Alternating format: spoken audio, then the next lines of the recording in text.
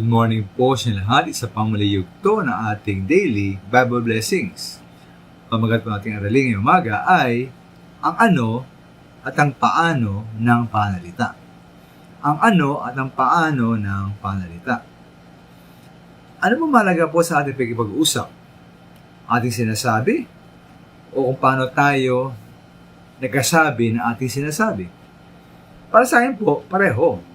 Mahalaga ang laman at mahalaga ang paraan ng ating pagkasabi. Babasa po sa Kawikaan 15:1, ang malubay na sagot ay nakapapawi ng puot. Ngunit ang mabigat na salita ay humihila ng galit. O sa ibang salin, ang malamay na sagot nakapapawi ng galit, ngunit sa tugong marahas, puot ay hindi mawaglit. Kaya po, sa Biblia, pinahalagahan ang laman ng ating sinasabi at kung paano natin ito sinasabi.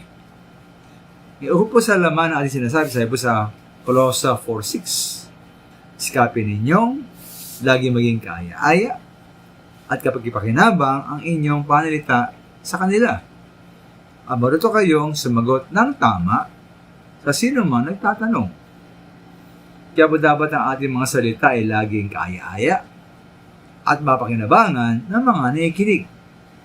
Dapat laging tama at hindi mali ang ating pagsagot sa mga tanong sa atin. Ano po sa Efeso 4:29, huwag kayo gumamit ng masamang salita.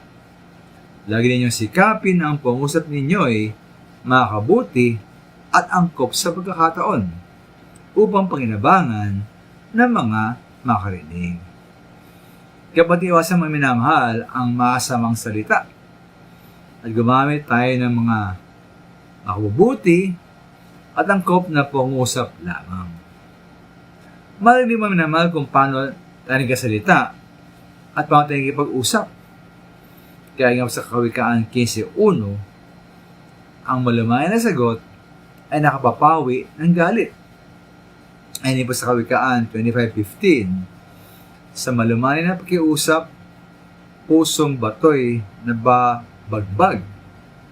Sa pagkatyaga, pati hari ay nihikaya. Hindi po nakagawa ng mga himala ang malumanay na mga salita. Kaya mga minamahal, ating palang ingatan mga minamahal. Ating ingatan ang ating sinasabi, at hindi po ingatan kung paano tayo nagkasabi ng ating sinasabi. Mahalaga po pareho ang laman at ang paraan ng panalita. Maraming salamat po.